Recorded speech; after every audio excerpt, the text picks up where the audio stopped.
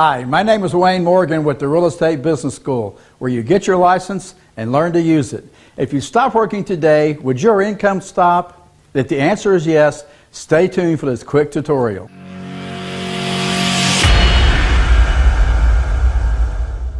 Do what we and many of our students have done. Generate ongoing income that comes to your mailbox whether you work or not. Here's how it works. Find a house the owner doesn't want to own anymore. Call a lender who has been begging you to bring him a loan.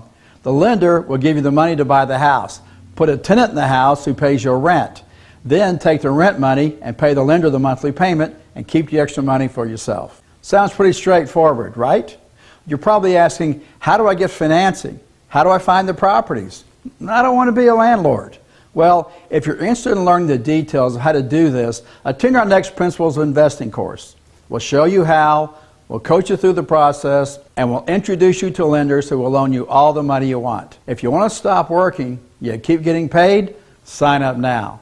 We'll also teach you how to keep the tax deduction, the depreciation deduction, the income, the equity, and keep the profit when you sell it. Over the years, the value goes this way, but the amount you owe goes that way.